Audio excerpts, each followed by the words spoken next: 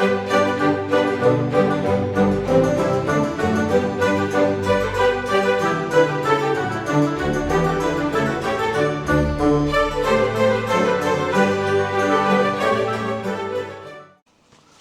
everyone.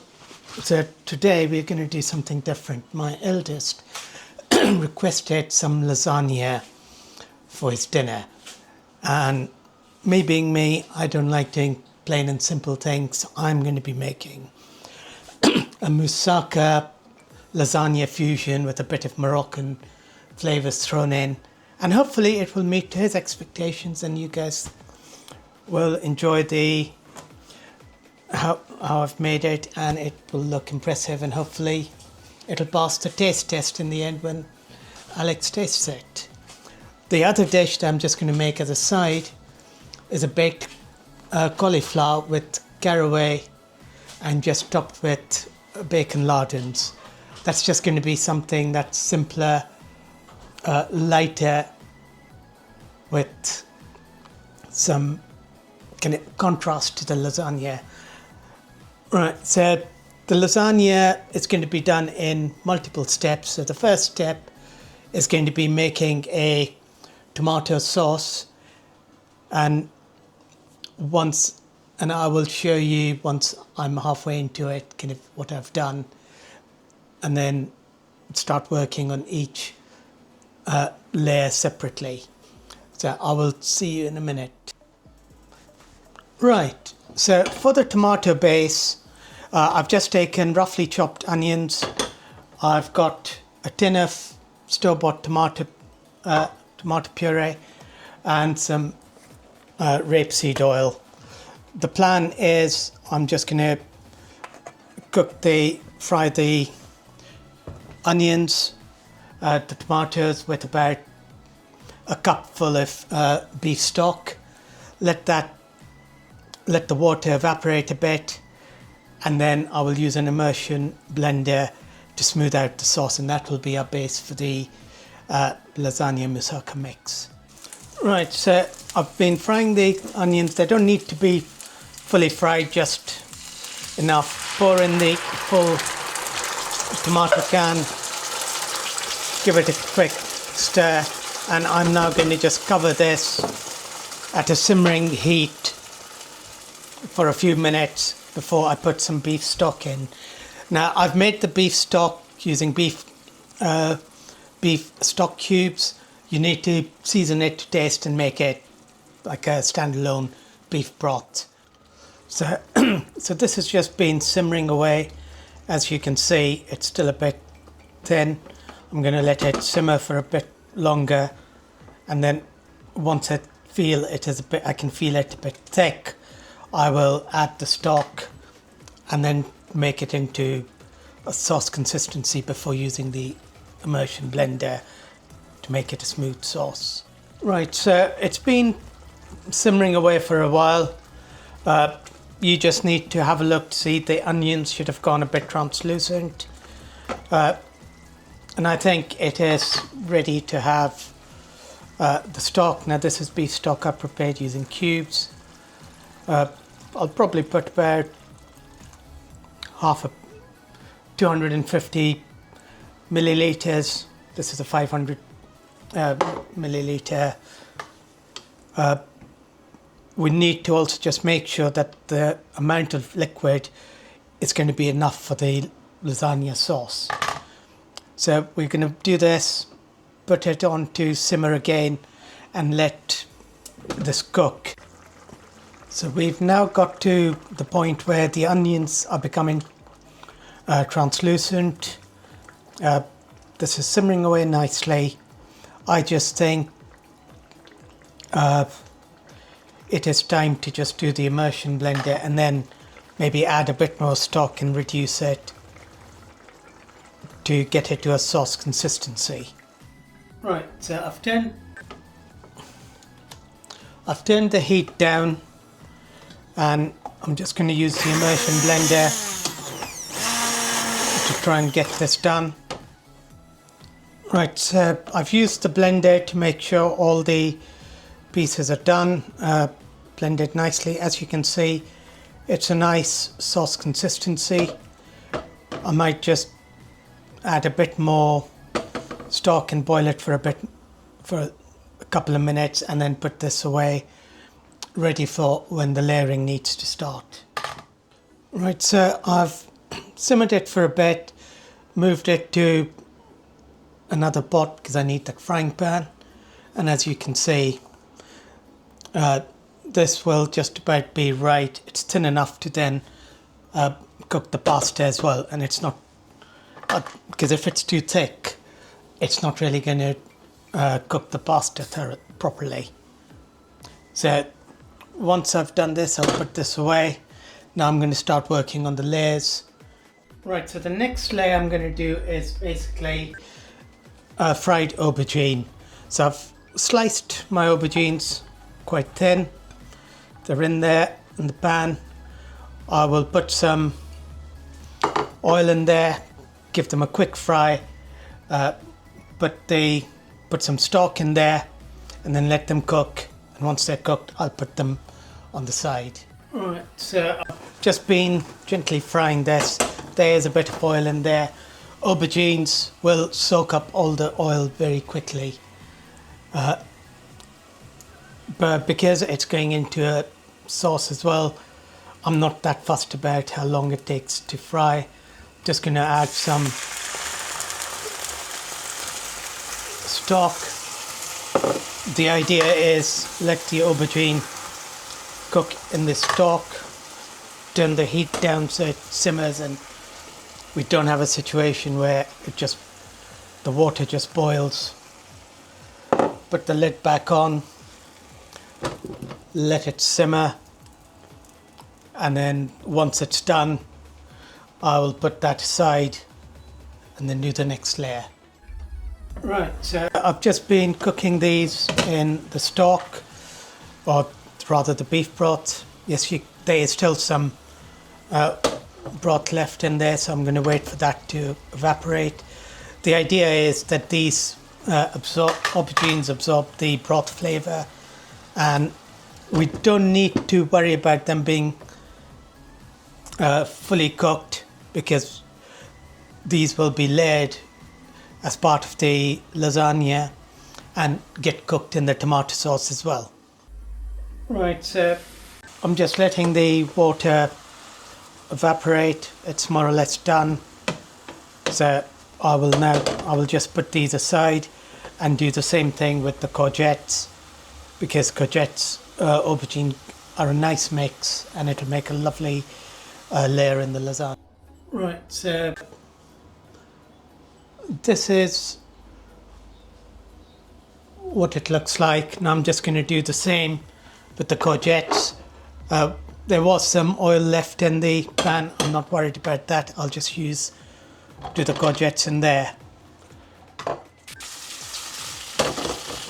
So these are just frying in a bit of oil and some of the oil from the aubergines. I'm just going to add my beef broth. Again, just put enough to make sure that it boils and cooks the courgettes. And once these are done, I'll put those away as well. Right, so these are now more or less cooked. They're a bit undercooked, but that's fine because they're going to go in the lasagna and get cooked. But what they have done is they have soaked in all the broth flavour, so they will have got that earthy taste to it. I will transfer that and then prepare this for doing the same with the carrots. Right, so this is what they look like once I've taken them out. The pot has got some residue oil and flavouring. Ooh, I'm going to do the same with the carrots. Yeah, sometimes that does happen when it's an empty pot and I don't balance it properly. So now doing the same with the carrots. I know it looks a bit samey, but we need to do that to get the layers right. So again, for these it will need to be in for a bit longer. We don't want the carrots to be too crunchy. So we will fry these. Now this pot here has just got sweet potatoes, sliced sweet potatoes which I'm parboiling. So they'll be in there for about 5 minutes once the water starts boiling, and then off the heat. And then when it comes to layering, hopefully they will just be nearly done and not just crumble when I lay there. So I've taken the carrots out. They're nicely cooked. The beauty is we've still got a lot of oil that's accumulated from the frying the aubergine, the courgettes, now the carrots. So I'm going to use this oil for the next bit. So the next is going to be, I'm going to fry some smoked bacon. Although the bacon is for the cauliflower dish, but once the bacon's done, I will remove it and use the remaining oil to do the fry the onions, and then the remaining oil plus some will be used to fry the mince. So it's going to get a bit more involved now.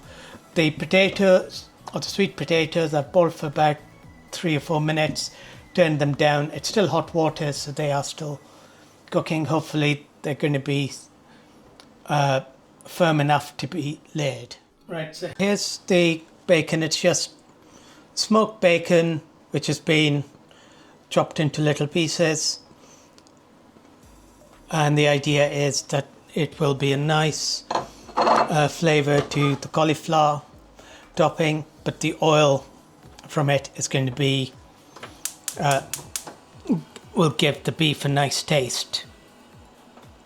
Again, fry it slowly because we want to render all the fat. So we just need to keep on frying it at a low heat. That's what I found useful, till the fat's all rendered, and then I will remove the bacon from the frying pan and then use that for the onions.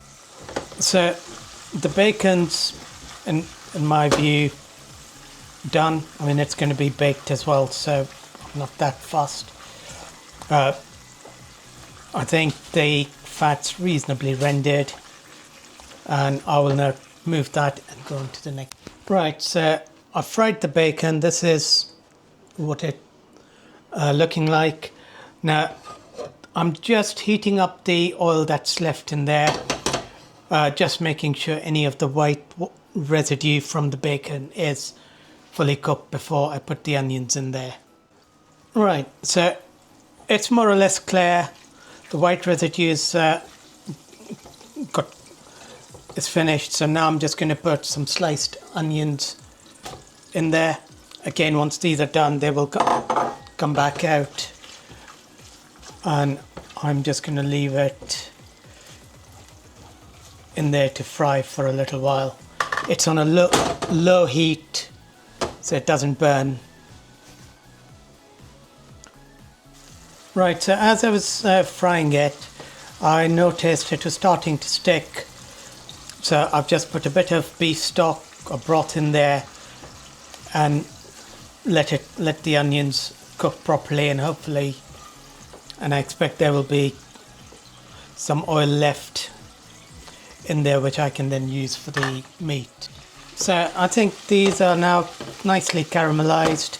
So I will now take these out, put them aside, and then use the oil and maybe put a bit of extra oil and then start doing the meat. So this is what the caramelized onions are going to look like. I've still got oil, enough oil in there, and I've got my mincemeat. Now the mincemeat is just store-bought mince. The bit that I have done is I've added about a quarter lemon or a tablespoon of lemon juice and mixed it in there. The idea behind it is the lemon juice helps dissolve the fats that are in there, and it cooks a bit more evenly. So I've got the mince in there.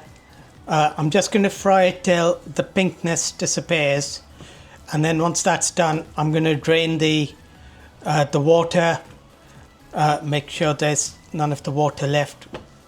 Once that water is drained, then I'll kind of put more oil and some harissa paste in there, and I'll show that when we get to that stage. Right, so I've fried this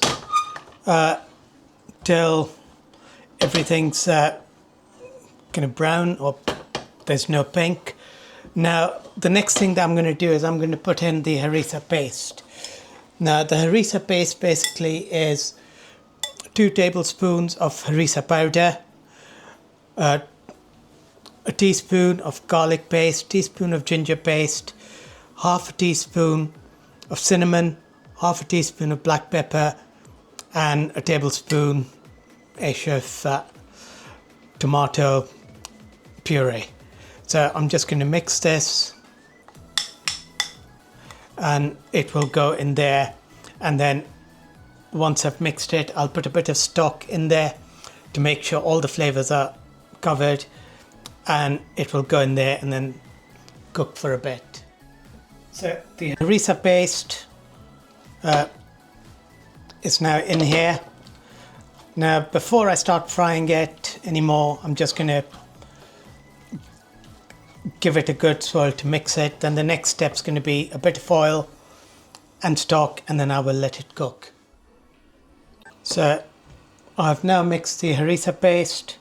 I've put in some stock. As you can see, the stock's just covering the mince. I'm now just going to let it simmer for a little while till the kind of meat is like a glazed sauce on it, not liquidy, because obviously when we put it in the lasagna, we want it to stick together and not just become a mess.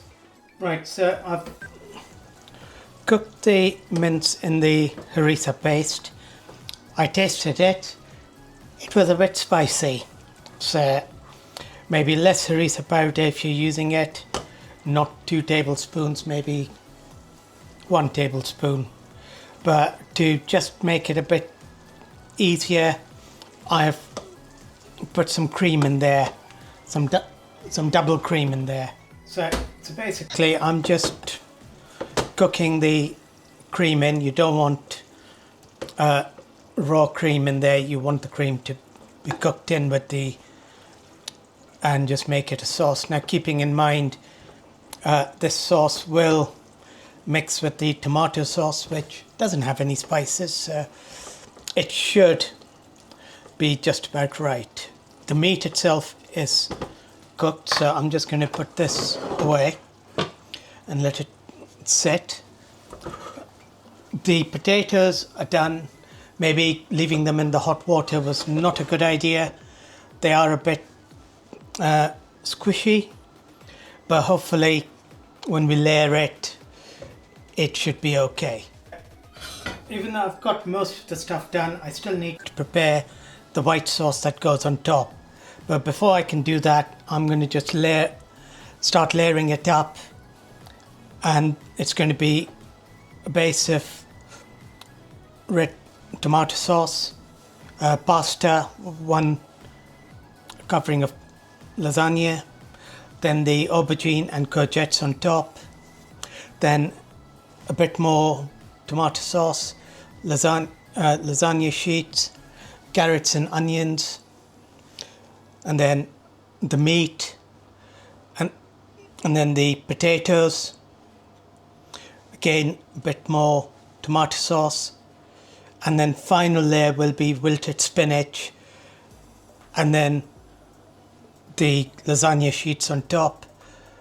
And then I won't be putting any tomato sauce on the top layer, because the top layer is going to have white sauce on it, which will cook the top layer of the pasta. And that I will prepare once I've done the layering and put this to the side. Right, so in order to do that, let's just... So basically, I'm going to... We've only got a little we haven't got too much sauce, so I just need to do this. Because we just need enough. And then I'll just carry on doing that, and that's how it's going to get done, and I'll show you the end result. So far I've done the aubergine. So pasta, aubergine, pasta, courgettes. Now I'll keep on building it up. The next is going to be carrots and onions, and then the meat, potatoes and spinach. So what happened, I started off in a different container, realized it's going to be too small, so I had to transfer it into a bigger one. It is more or less the reverse of what it was. So I've got my pasta, I've got my carrots, pasta, aubergines, pasta. So each layer, pasta, and the final layer is the beef. Now I'm just going to blanch some fresh spinach. Just put that up there. Put pasta shells. Then I will make some white sauce, which I'll show you. And then once that's on there, it's going to go in the oven. So, and while it's in the oven, I will start working on the cauliflower cheese, or not cauliflower cheese, the roasted cauliflower with caraway. So I will show that to you in a minute. To wilt the spinach, I've just put some of my stock. I'm going to let it boil, put the spinach in, let it steam for about a couple of minutes, completely drain it, and then it'll be at the next layer. So with the spinach, we need to cook it enough so there is no water left, and then layer it on top of the beef. So given how spicy the meat is, I decided with the spinach I'm going to just add a bit of cream to make it a bit milder, so when it mixes with the meat, it's not going to be too heavy, or too spicy rather. So while I'm frying, getting the spinach, I've got the cauliflower, the frozen cauliflower, just boiling away. I want it to cook slightly, then this will go into into a dish with some caraway seeds, with the bacon lardons and the peppers, which I'll show you later. Right, as you can see, I've put the spinach on top. There's not too much spinach. I could have used more, but this is fine. The one thing to keep in mind is when you fry it, let it sit for a couple of minutes, because spinach will give up water once it's settled. So you don't want it now giving up water when it's in here. So now this is in there. I'll put pasta and then pour the white sauce, which I'm going to make now. So now I'm just going to make the white cheese sauce to go on top of the lasagna. What I'm going to be doing is I'm going to melt the butter. It's just normal baking butter. I'll add some flour to make sure that the butter is all soaked up. Let it cook for a couple of minutes so the flour is actually cooked. Then I will start pouring in a little bit of milk until we've got the right amount of, and stirring it. But once it's done, I know it's going to be clumpy, so I'm going to use my immersion blender and get rid of the clumps. Once it's a smooth sauce, I'll put in some white cheese, get that to melt in there, and then put some cheddar cheese and pour the whole thing on top, and then it goes in the oven for half an hour. So I've melted the butter in there. I will just put in enough flour so that it soaks up the butter and it's not greasy, and then I'll just cook that. Once that's done, then I'll start making the roux process. The it's taken the flour's all mixed up with the butter.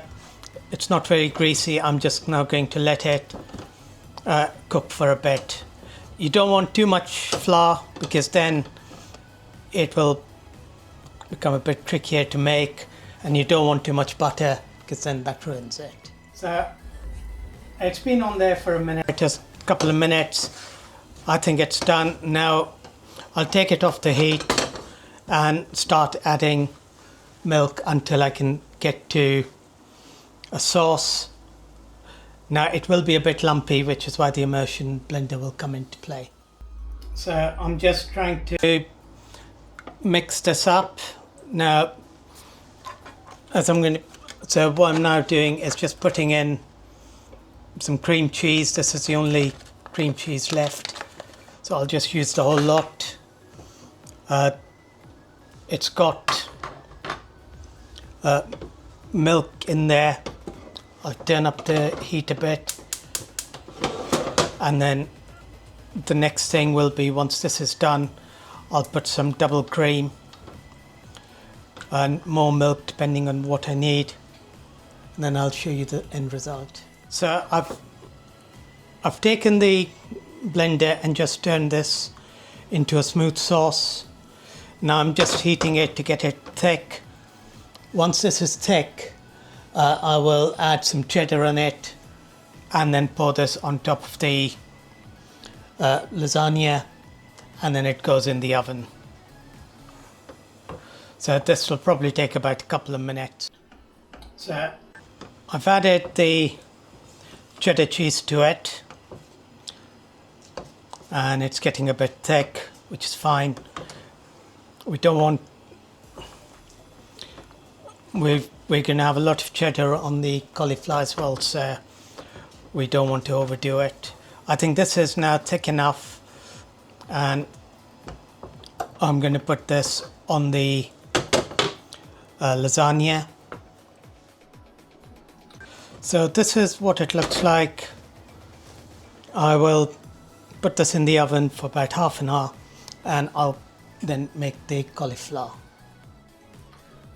So in the water that I boiled the cauliflower in, I'm just going to put in the leeks. They just need to get warmed up. They don't need to get cooked.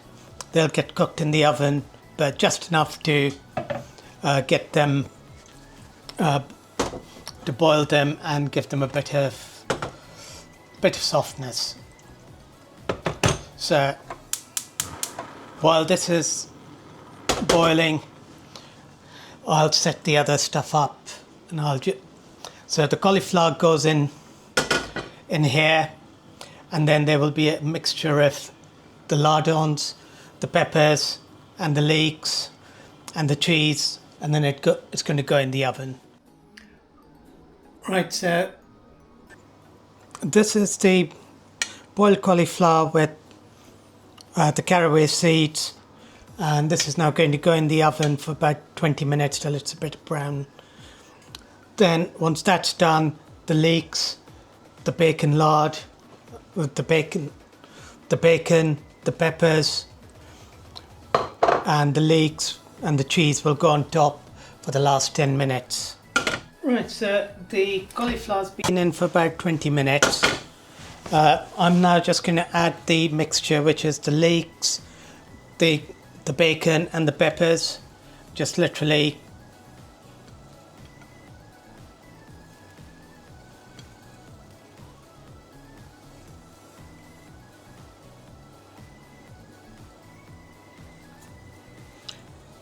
and just as well it's nice and cold, hands washed.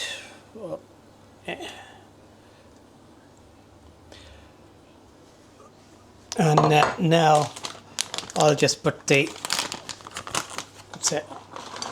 the cheese, just put the cheese on.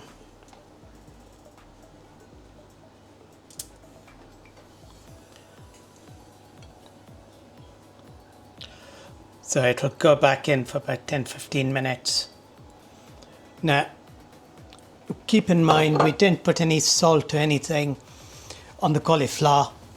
It was just boiled in salty water with caraway, and now it's been roasted with oil and caraway. So this goes back in the oven now. Right, so the cauliflower has been in for a while, for about 20 minutes, and then 10 minutes with the cheese and leek and bacon. Looks pretty good. I tasted it. Just added a bit of salt and pepper on top because obviously with the bacon I didn't want to take chance with putting too much salt. So now just waiting for the lasagna to finish. Right, so the lasagna's been in for about half an hour. I did have to cover it halfway through, otherwise it was getting burnt. However, for next time I'd probably make sure that the foil's not touching the white sauce, because of the cheese it did get stuck. However, I've done the knife test. You stick it in, it goes through, which means the pasta layers underneath are done. Right, so we have now finished. So this is my lasagna moussaka hybrid with a Moroccan harissa spice with multiple layers of different coloured vegetables, which is what I like. This is just roasted cauliflower with chopped bacon, leeks and red peppers and cheese on top. I think just looking at this, as I mentioned earlier, I should have started with a bigger pan. I probably could have done a lot more white sauce on top, which would have worked if I'd used a bigger pan than this. So when you do it, experiment, and now Alex is going to try it and comment on whether it's what he thinks. Hello friends, Moments of Truth. I just really looking forward to try it.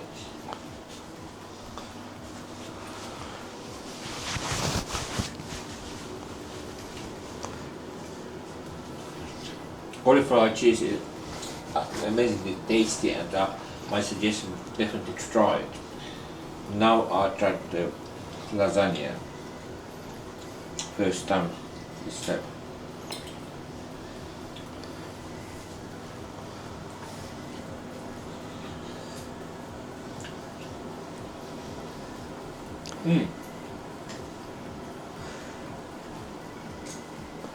It's cooked perfectly and really tasty.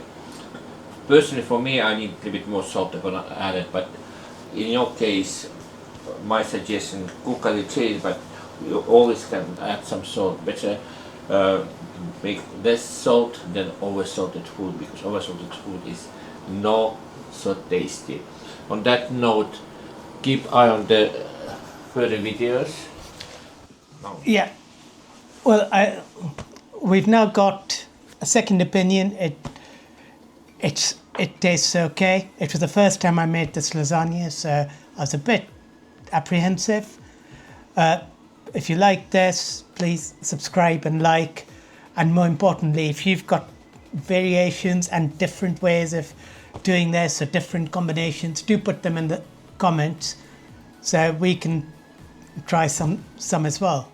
And also I can add, as Mark said, please subscribe and like the videos. That way you're helping to grow our channel. And beside that, it will be great if you could leave the comments if you like this way videos which we started making.